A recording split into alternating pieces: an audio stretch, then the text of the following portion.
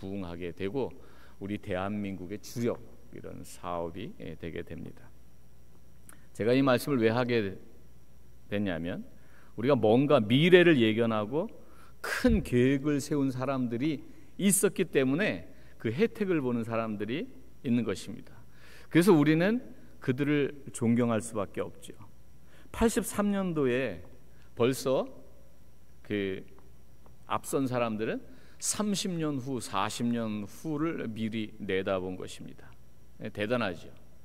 근데 오늘 이 사도 바울은 그 3, 40년 정도가 아니라 하나님께로부터 나온 그런 계획, 그리고 하늘과 맞닿아 있는 그런 계획, 하늘의 천사들한테도 감추어져 있던 그런 비밀 보따리들을 하나하나 우리에게 이제 펼쳐 보이고 있습니다.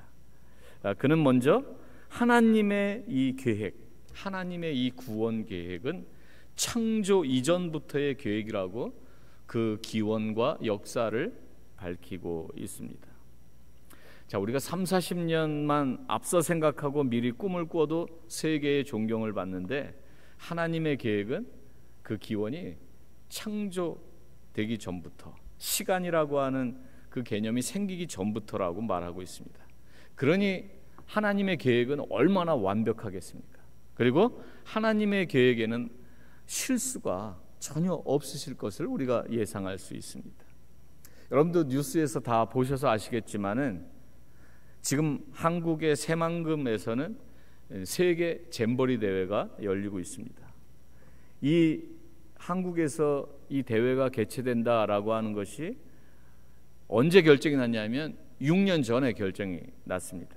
그런데 제대로 준비를 하지 못했습니다. 그래서 지금 엉망이 돼가지고 어려움을 겪고 있다는 뉴스가 계속해서 나오고 있습니다.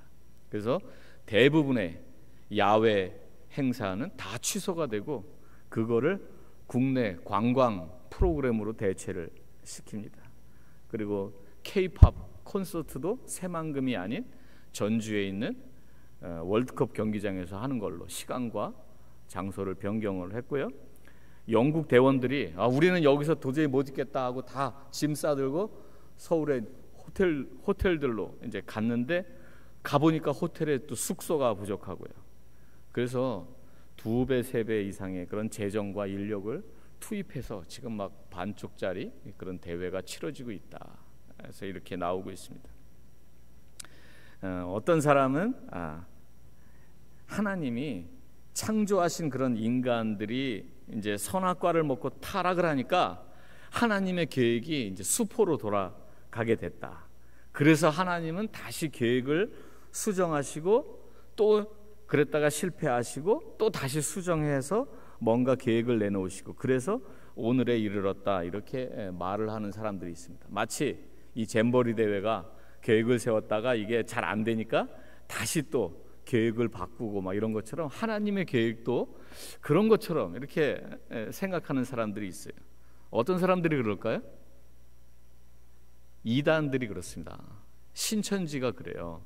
이 신천지에서 뭐라고 주장하냐면 이 하나님의 역사는 이 순리, 어떤 순리대로 이렇게 움직여지냐면 배도가 있고 그래서 또 멸망이 있고 그래서 다시 또 구원의 방법이 또 달라지고 이런 순환 사이클을 계속 돈다 이렇게 얘기를 해서 가르칩니다. 그래가지고 아담도 배도했고 모세도 배도했고 솔로몬도 배도했고 침례 요한도 배도했고 그래가지고 하나님은 이 사람이 실수하면 또 다른 구원자를 세웠다가 그 사람이 배도하면 또 다른 구원자를 세웠다가 그래서 결국 맨 나중에는 거기에 대한 실상 완벽한 자로 자기들의 교주인 이만희가 딱 등장할 거를 포석을 딱 깔아 놓는 것이죠. 근데 이게 잘못된 개념이란 말이죠. 하나님께서는 그렇게 사람들의 생각처럼 이거 뭔가 계획을 내놨다가 다시 수정하고 또 좀 더 나은 계획을 다시 내놓고 그런 차원이 아니시다라고 하는 것입니다. 창세전부터 하나님은 이 인류를 구원하시고 또 하나님의 나라를 세워가는 엄청난 계획을 세우셨다라고 하는 것이죠. 모든 것에는 최소 시간이라는 것이 있습니다. 뚝딱 만들어지는 것이 아니죠. 아무리 안 걸려도 최소한적으로 기본적으로 그렇게 요구되는 시간이 있다는 것입니다. 여러분, 의사나 전투기 조종사가 1, 2년 안에 만들어질 수 있습니까? 그렇게 해서 만들어질 수 없죠. 몇 년 동안 투자하고 교육하고 그래야 겨우 만들어질 수 있는 것입니다. 그래서 1만 시간의 법칙, 어떤 전문가가 하나 만들어지려면 1만 시간은 거기에 쏟아 부어야 전문가가 만들어진다, 이런 책도 나오지 않았습니까?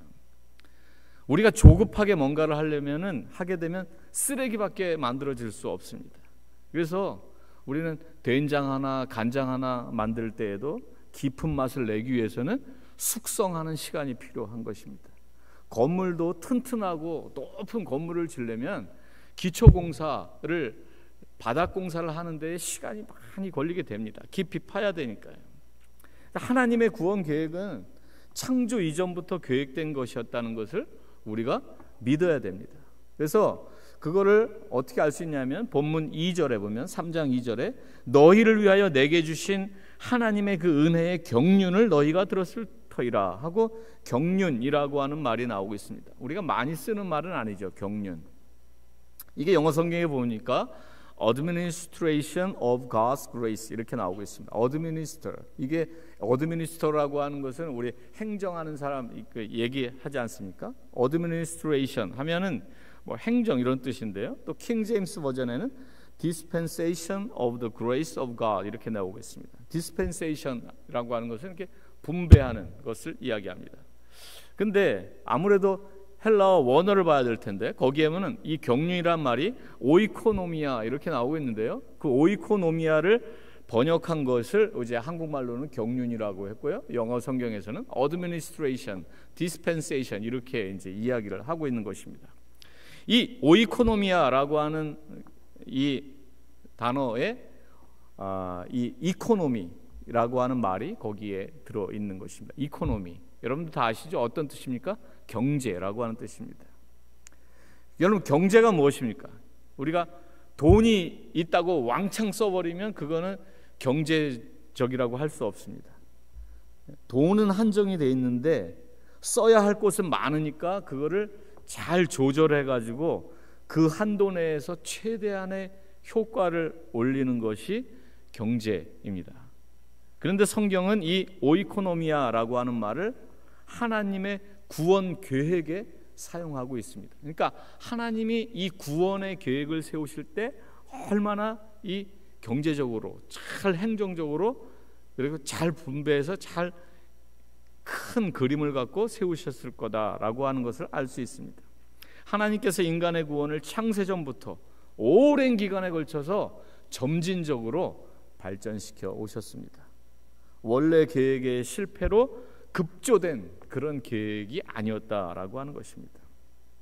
그래서 창세기 3장 15절에 보면 그 아담과 하와가 타락했을 때부터 하나님께서는 벌써 그 모든 계획을 착착 진행하고 계셨던 것을 보게 됩니다. 창세기 3장 15절에 보면 내가 너로 여자와 원수가 되게 하고 네 후손도 여자의 후손과 원수가 되게 하리니 여자의 후손은 네 머리를 상하게 할 것이요 너는 그의 발꿈치를 상하게 할 것이니라. 창세기 3장에 벌써 이런 말씀이 나오고 있습니다. 장차 우리를 구원할 구세주가 이제 동정녀로 탄생해서 사단의 흉계를 깨뜨릴 것을 다 예고를 해 놓으신 것입니다.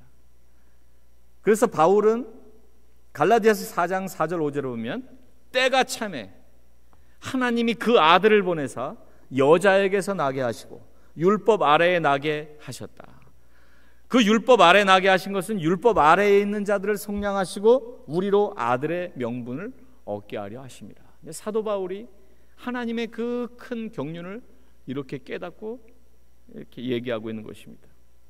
그리고 골로새서 1장 15절부터 17절에 보면 그는 예수 그리스도는 보이지 아니하는 하나님의 형상이시요 모든 피조물보다 먼저 나신 이시니 만물이 그에게서 창조되되 하늘과 땅에서 보이는 것들과 보이지 않는 것들과 혹은 왕권들이나 주권들이나 통치자들이나 권세들이나 만물이 다 그로 말미암고 그를 위하여 창조되었고 또한 그가 만물보다 먼저 계시고 만물이 그 안에 함께 섰느니라.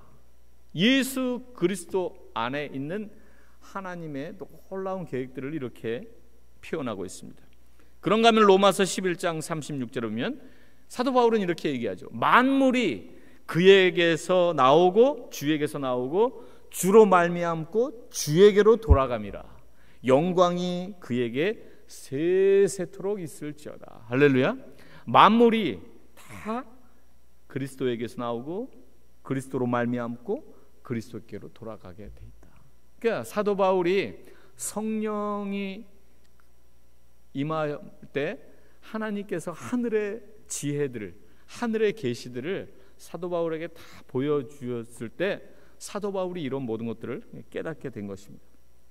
한마디로 십자가 복음, 그 십자가 안에 하나님의 모든 계획이 들어있는데 그 십자가 사건, 예수님이 십자가에서 다 이루었다 라고 외치는 그 순간 저 휘장이 하늘 위에서부터 아래로 쫙 열리던 그 사건, 거기 십자가의 그 자리가 하나님의 그 모든 지혜가 다 결정체로, 결과로 거기에 이 땅에 드러나던 그런 순간이었다라고 하는 것입니다. 그래서 예수 그리스도가 더 이상 연약함에 쌓여져 있지 않은 그러한 완벽한 대제사장으로, 그리고 예수 그리스도가 이제 우리의 죄를 속죄하는 단번에 그리고 완벽하게 우리의 죄를 속죄하는 그런 제물로 하나님께 드려지는, 그래서 예수 그리스도가 십자가에 달려 돌아가는 그 순간에 그동안 막혔던 담이 다 헐어지고 하나님께로 나아갈 수 있는 새롭고 산 길이 딱 열리는 그런 놀라운 지혜가 펼쳐진 것입니다. 아까 제가 스마트폰 이야기를 들었는데 그 스마트폰 안에 모든 반도체 기술이 다 집약이 되어 있다라고 하는 것입니다. 여러분들 그 스마트폰 안에 딱 보면 거기에 무려 한 40여 개가 되는 반도체 칩이 거기에 다 들어있다 합니다. 거기에 CPU도 들어있고요, 또 그래픽 GPU도 들어있고, 뭐 NPU라는 것도 들어있고, 인공지능 기능도 이제 거기에 들어가 있고요, 뭐 사진을 처리하는 그 반도체도 들어있고, 그래서 그 조그마한 이 폰 안에 거기에 모든 것들이 거기에 다 들어가 있는 것입니다. 우리가 그 인공위성을 쏘아 올린다, 뭐 우주선을 쏘아 올린다, 그게 왜 대단한 것이고 왜 특별한 세계 몇 개의 나라만 그게 가능한 것입니까?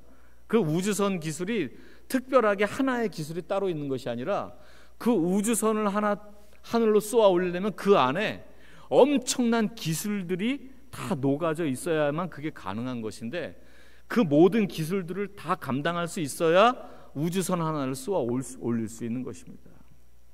그러고 보면 하나님께서 이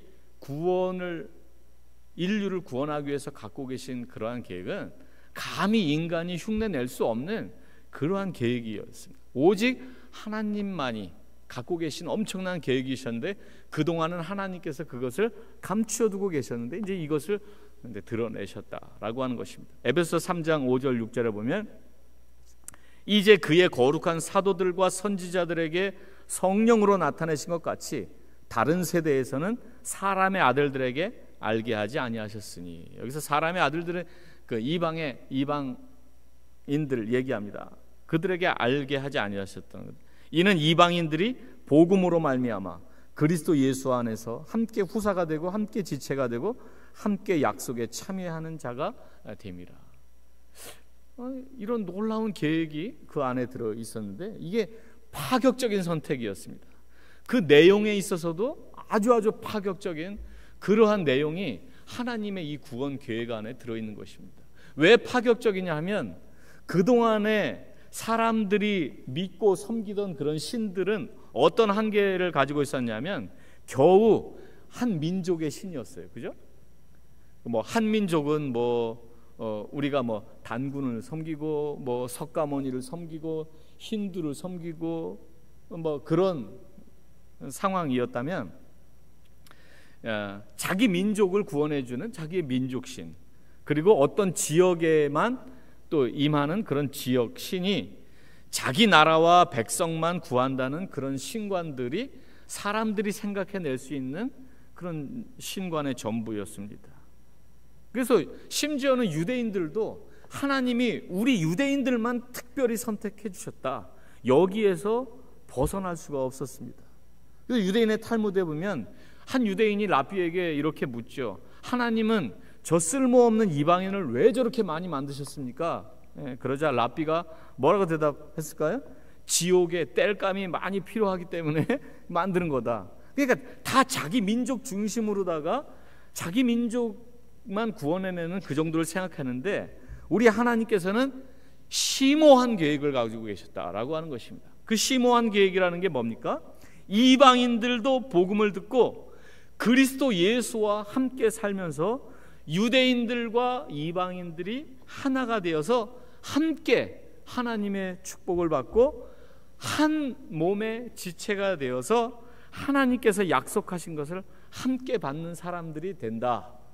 아주 놀라운 계획을 세우신 것입니다. 우리가 앞에서 살펴봤지만 예수 그리스도께서 우리의 모퉁이돌이 되시고 거기에 유대인과 이방인이 하나가 되어서 그걸 하나님의 집을 지어가는 이런 그 메타포를 우리에게 주시는 거죠. 그래서 예수 그리스도가 다시 이 땅에 재림하실 때 온 세계 인류가 다 손에 손을 잡고 우리는 예수 그리스도를 믿는 사람들이 주 안에서 한 가족이 되어서 오시는 그 예수님을 영광으로 우리 맞이할 것입니다. 이것이 민족에 국한되어 있고 자기 지역에 국한되어 있는 그런 신관을 가지고 있는 사람들은 도저히 생각하지 못하던 그러한 내용이었는데, 하나님께서 파격적으로 이 놀라운 계획을 언제부터? 창세 이전부터 하나님이 갖고 계셨다라고 하는 것입니다. 사도 바울이 이것을 깨달았습니다. 근데 로마서에 보면 사도 바울이 그 유대인에 관한 내용들을 그 로마서 9장, 10장, 11장에 이렇게 계속 이야기하고 있는데, 저도 이민자고 우리 성도님들도 이민자니까, 이민자가 누구입니까? 이민자는 하나는 포기하고 사는 사람들이 이민자예요. 그죠? 우리는 고향을 떠나올 때 거기에 우리의 가족과 친척과 사랑하는 사람들도 우리는 떠나서 바다를 건너서 우리 낯선 땅에 이렇게 와 있습니다. 근데 이민 오신 분들 이렇게 대화를 해보면 저도 마찬가지고요. 그 마음 한구석에 아린 부분이 다 하나씩 있어요. 뭐냐면 완전히 온 가족이 다 미국 와가지고 사는 분들은 그렇지 않겠지만, 한국에 그래도 내 가족과 친척이 남아있는 분들은 뭔가 그 한국에 남아있는 가족과 부모님, 형제들에 대한 그런 생각들이 남아있어요. 내가 뭔가를 누리게 되면 같이 누렸으면 좋겠고, 그리고 한국에 있는 가족들도 생각이 나고. 그런데 사도 바울도 마찬가지였습니다. 자기가 예수 그리스도를 믿고 새 사람이 되었지만 자기한테는 늘 마음에 눌리는 것이 있었는데, 그건 자기 동족 유대인들을 향한 그런 마음이었습니다. 그런데 사도 바울이 하나님의 세계에 들어가서 하나님이 갖고 계신 그 놀라운 계획들을 보니까, 하나님은 자기의 그런 동족을 늘 생각하고 아파하고 그 아린 그 마음까지도 다 헤아리셔서 그 모든 계획까지도 하나님 안에는 다 있는 것을 발견하게 됩니다. 사도 바울의 마음속에 유대인이 늘 항상 있었습니다. 그 로마서 9장에 잘 나와 있는데, 큰 근심과 마음에 그치지 않는 고통이 있었다 이렇게 표현을 하죠. 그것은 바로 자기 골육을 위한 걱정이었다. 내게 큰 근심이 있는 것과 마음에 그치지 않는 고통이 있는 것을 내 양심이 증거하노니, 나의 형제 곧 고륙의 친척을 위하여 내 자신이 저주를 받아 그리스도에게서 끊어질지라도 원하는 바로라. 사도 바울은 그 앞에서 사망이나 높음이나 권세자들이나 그 어떤 피조물이라도 나를 하나님의 사랑에서, 그리스도의 사랑에서 끊을 자가 없다라고 이렇게 얘기했는데, 뭐라고 했냐면 자기가 저주를 받아서 그리스도에게 끊어질지라도 내 형제, 내 친척, 내 골육들을 위해서 내가 아파한다.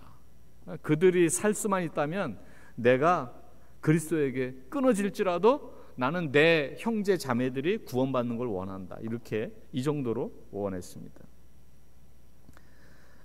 그들로 구원을 받게 하는 것이 자기 마음에 아주 그 강력한 소원이었습니다. 그러다가 하나님의 뜻을 깊이 들어가 보니까 로마서 11장 11절에 보니까 그러므로 내가 말하노니 저희가 넘어지기까지 실족하였느뇨? 그럴 수 없느니라. 무슨 말이냐면 이스라엘이 걸려 넘어져서 완전히 패망하였다고 할 수 있느냐? 그럴 수 없다. 이렇게 말합니다. 저희의 넘어짐으로 구원이 이방인에게 이르러 이스라엘로 시기나게 함이니라. 저희의 넘어짐이, 이스라엘이 넘어짐이 세상의 부요함이 되며 저희의 실패가 이방인의 부요함이 되거든 하물며 너희의 충만함이리요. 사도 바울이 깨닫는 것입니다. 하나님의 그 높은 뜻, 하나님의 깊은 뜻은 이제 이스라엘이 잠깐 동안 예수님을 인정하지 않고 그들이 거부했는데 오히려 그래가지고 그 복음이 이방인에게로 넘어가게 하고 오히려 유대인들은 그것을 보고 마음에 시기와 질투가 생겨서 나중에 다시 유대인들도 하나님께로 돌아오고 그리스도께로 돌아오는 이 엄청난 이런 계획들이 있다는 것을 발견하게 됩니다. 그래서 로마서 11장 14절에 이는 곧 내 고륙을 아무쪼록 시기케 하여 저희 중에서 얼마를 구원하려 함이라. 그래서 유대인들 중에서도 나중에는 구원받을 사람들이 얼마쯤 나오게 돼 있다라고 하는 것입니다. 11장 25절에 로마서 11장 25절에 이 신비는, 이 미스테리는 이방인의 충만한 수가 들어오기까지 이스라엘의 덜어는 완악하게 된 것이라. 하나님의 은사와 하나님의 부르심에는 후회가 없으시다. 하나님은 이 유대인의 구원을 위해서 이방인을 사용하시는구나. 또 이방인의 구원을 위해서 유대인들을 이렇게 사용하셨구나. 이것이 하나님의 일하시는 방법이고 하나님 안에 있는 놀라운 은혜라는 걸 깨닫게 됩니다. 하나님 말씀에 하나님을 사랑하는 자, 곧 그 뜻대로 부르심을 입은 모든 자들에게는 모든 것이 합력하여 선을 이루느니라. 할렐루야. 사람은 지혜가 한계가 있고 능력이 한계가 있어서 어느 한 가지를 취하면 어느 한 가지를 포기하게 돼 있고 어느 한 가지를 잃게 돼 있고 어느 한 가지를 얻게 돼 있고 이러는데 하나님 안에서는 하나님이 모든 것을 다 이렇게 두루두루 합력해서 그 사람의 실패도 사용해서 나중에 그 사람을 위한 커다란 그 유익으로 사용하게 하시고 어느 한 사람의 아픔과 고통도 하나님 안에서는 잘 사용하셔서 그것을 보석으로 만들어내시고 할렐루야. 이런 놀라운 하나님의 계획이 있다라고 하는 것입니다. 그러니까 유대인들을 사용하셔서 이방인들을 구원하시고 이방인들을 사용해서 또 유대인들을 구원하시고 이런 놀라운 역사가 그 안에 있다는 것입니다. 그런데 또 중요한 것은 하나님께서 이제 그 엄청난 계획을 누구에게 맡기시는가? 여러분, 우리가 어떤 큰 프로젝트를 가져요. 여기에 큰 체육관을 지어야지, 여기에 큰 아파트를 지어야지. 그러면 그것을 시공할 시공사를 정해야게 되잖아요. 우리 현대건설에 맡길까? 또 건설사 이름이 또 뭐가 있나요? 어디 건설에 맡길까? 우리 시공사를 정하잖아요. 근데 하나님께서 이 놀라운 계획을 교회에게 맡기셨다라는 것을 또 사도 바울이 발견하게 됩니다. 이 하나님께서 이 엄청난 계획을 교회에게 맡기셨구나. 유대인들은 하나님께서 이런 십자가에 담겨있는 예수 그리스도를 통한 구원을 이렇게 얘기를 하니까 유대인들은 그걸 잘 믿지 않아요. 유대인들은 뭐라고 그러냐면 아니 하나님한테 저주받아서 나무에 달리는 그런 사람이 어떻게 메시아가 될 수 있겠느냐라고 해가지고 유대인들은 그거를 거리끼는 거예요. 예수 그리스도 우리 받아들일 수 없다. 그런가 하면 이방인들에게 그 예수 그리스도 그 십자가를 전해봤더니 그 사람들은 아니 하나님이 그 불결한 인간의 모습으로 온다는 것을 그걸 어떻게 내가 용납하란 말이냐 하면서 그걸 믿을 수 없다. 그거는 아주 어리석고 미련한 그런 철학이다, 이론이다, 이렇게 안 받아들이는 것입니다. 그 십자가의 도가 그래서 유대인들에게는 거리끼는 것이고 헬라인에게는 미련한 것이 되었습니다. 그런 와중에 이 십자가 복음만이 유대인과 헬라인 모두에게 구원을 주시는 하나님의 지혜요, 하나님의 능력이라는 것을 알았는데 그 비밀을 그럼 누가 받아갖게 되느냐? 교회가 갖게 되었다라고 하는 것입니다. 이것이 하나님의 놀라운 지혜고요, 하나님의 한수, 신의 한수가 되는 것입니다. 많은 유대인들이 의심했어요. 아니 어떻게 할례를 받지 않고, 아니 어떻게 율법을 지키지 않고서 이방인이 하나님의 백성이 될 수 있겠는가? 그들은 의심하면서 오지 않습니다. 그런데 이제 사도 바울이 그 모든 것을 깨닫고 이제 교회 안에 하나님의 비밀들을 두시고 그것을 교회를 통해서 사람들한테 전하게 하는데요, 하나님이 왜 감추셨을까요? 하나님이 이 놀라운 계획들을 왜 감춰 놓으셨을까요? 첫 번째는요, 구원에 있어서 하나님의 주권을 나타내시기 위해서 그렇습니다. 사람들은 하나님 앞에서 또 사람들 앞에서 자기의 주장을 유감없이 마음껏 막 펴니다. 하나님이 살아계시다면 저런 사람한테 복을 주셔야지. 아니 하나님이 살아계시다면 저런 놈은 벌을 줘야지. 아니 하나님이 계시다면 어떻게 이렇게 악이 판치도록 가만히 내버려 두시는 거야. 그러면서 마치 자기가 하나님이 된 것처럼 자기가 판단하고 막 그럽니다. 그런데 하나님은 하나님이 원하시고 하나님이 기뻐하시기 때문에 구원하시는 것이지 어떤 의무감 때문에 사람을 구원하시는 분은 아니십니다. 하나님은 하나님이시죠. 그래서 사도 바울이 이런 비유를 듭니다. 토기가 토기장이에게 감히 대들 수 있느냐? 토기가 아니 내 얼굴이 어때서 왜 나를 깨뜨리고 왜 쟤는 선택합니까? 이렇게 토기장이에게 항변할 수 있느냐? 없다. 우리가 하나님께 항변할 수 없다. 하나님의 주권대로 하나님이 계획을 세우시고 이 땅을 움직여 가시는 것이기 때문에 하나님께서는 그것을 하나님께서 딱 주권을 가지시고 이제 때가 됐을 때 이런 것들을 교회를 통해서 이제 드러내시는 것입니다. 그리고 하나님께서는 다 계획이 있으셨습니다. 우리 인간이 볼 때는 하나님은 아무 일도 안 하는 것 같으셨지만 하나님은 창세 전부터 그 계획을 세우시고 차근차근 하나하나 계단을 밟아서 이게 진행해 오신 것입니다. 실수나 오류가 그래서 없는 것이죠. 그래서 우리가 알아야 될 것은 역사가 절망을 향해 가고 있는 것 같지만 하나님 말씀에 영생을 주시기로 작정된 자는 다 믿더라. 그래서 하나님의 구원 역사는 지금도 차근차근히 진행되고 있는 것입니다. 하나님의 뜻은 온전히 설 것입니다.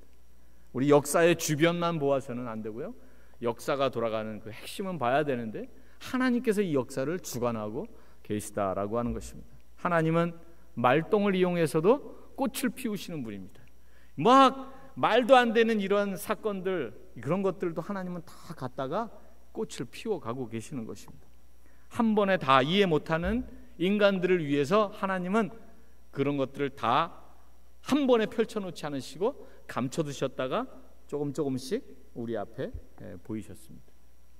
이게 다 한 번에 이해를 못하는 우리의 지혜의 한계를 아시고 하나님은 이런 절차를 밟아서 우리에게 이 십자가에도 하나님의 지혜를 펼쳐주셨다라고 하는 것입니다. 그래서 로마서 11장 33절 36절을 보면 사도 바울이 이것을 깨닫고 하나님 앞에 이런 아름다운 감탄을 합니다. 깊도다 하나님의 지혜와 지식의 부요함이요. 그의 판단은 측량치 못할 것이며 그의 길은 찾지 못할 것이로다. 누가 주의 마음을 알았느냐? 누가 그의 모사가 되었느냐? 너무나 이 지혜가 깊다라고 표현하고 있는 것입니다. 누가 하나님의 의논 상대가 될 수 있으며 누가 하나님께 무엇을 드려서 그분께 보답을 바랄 수 있겠느냐라고 하는 것입니다.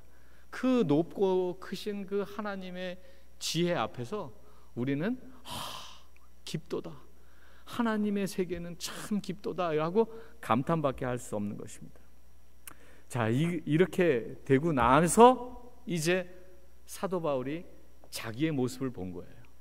자기의 모습을 보니까 자기가 모든 성도 중에 지극히 작은 자보다 더 작은 자, 아무 보잘것없는 자예요. 그런데도 자기가 하나님의 그 은혜의 주인공이 되었어요. 이거를 발견합니다. 그러면서 하나님의 은혜를 찬양할 수밖에 없는 것입니다. 첫째는 하나님의 은혜를 찬양하고 있고요. 둘째는 가만히 생각해 보니까 하나님께서 사도 바울을 다른 일에 쓰지 않으시고 이방인들을 위한 사도로 부르셨어요. 근데 사도 바울만큼 여기에 가장 적임자가 없습니다. 사도 바울은 헬라의 언어나 철학이나 사고방식을 가장 엘리트 코스를 거쳐서 이미 공부를 한 사람입니다. 그러면서도 철저하게 히브리적이면서 정통 유대인의 사고를 가진 사람입니다. 그래서 사도 바울은 유대인들도 유대인의 사고도 가장 잘 알고 그것을 이제 이방인에게 이방인의 언어로 잘 딜리버리 할 수 있는 가장 적임자였기 때문에 하나님께서는 이제 사도 바울을 들어서 이 큰 일을, 이 복음의 비밀을 펼칠 것을 하나님이 계획하신 것입니다. 그래서 사도 바울은 하나님께서 이런 하나님의 놀라운 지혜를 나를 들어서 전파하게 하시려고 나를 이렇게 구원하셨구나, 이것을 깨닫게 되는 것입니다. 저는 오늘 이 교리적인 기초에 근거해서 우리 성도님들께 하나님의 말씀, 하나님은 다 계획이 있으시다, 이런 제목으로 말씀을 전했습니다. 하나님은 다 계획이 있으시고 구원 계획이 있으시고 so what? 그래서 뭐 어쩌라고요, 목사님? 이게 얼마나 큰 은혜입니까? 이 교리가 우리 삶과도 밀접한 관계가 있는 것입니다. 여러분, 하나님께서는 여러분들을 위한 계획이 분명히 있으십니다. 하나님은 다 계획이 있으시다라고 하는 것입니다. 온 우주의 계획을 이렇게 디테일하게, 이렇게 정교하게 세우시고 성취해 가시는 이 하나님이시라면, 하나님이 핏값을 주고 산 우리 한 명 한 명의 성도를 향한 계획이 왜 없으시겠습니까? 하나님은 하나님의 계획 안에서 우리를 다루고 계신 것입니다. 하나님께서 여러분들을 우리 시온교회 성도들로 불러주신 것도, 오늘 이 자리에 세우신 것도, 여러분들이 그 시간을 통과하고 있는 것도 다 하나님의 계획 안에서 움직여지고 있는 것입니다. 그리고 하나님은 신실하십니다. 하나님은 계획을 세웠다가 다시 허물어뜨리고 새로운 계획 세우시고 그러는 분이 아니시고, 하나님은 우리를 향해 갖고 계신 모든 계획을 신실하게 하나씩 하나씩 밟아서 이런 것들을 진행시키고 또 성취해 가시는 분이십니다. 하다못해 우리 이 땅에 있는 모든 감독이나 코치나 선생님이나 그런 지도자들도 다 자기들이 가진 지혜로 그렇게 모든 것들을 움직여 가는데 하나님이 실수하시겠습니까? 우리 하나님은 실수하지 않으시고, 하나님은 다 계획을 갖고 우리 교회를 이끌어 가시고 성도들을 이끌어 가시고 여러분들의 인생을 이끌어 가고 계시니까 우리가 해야 될 일은 주님을 의지하고 또 성령께서 주시는 지혜를 사모하고 그분과 함께 동행하며 우리에게 주어진 이 믿음의 여정을 잘 달려갈 수 있기를 주님의 이름으로 축원합니다. 기도하겠습니다. 하나님 아버지, 감사합니다.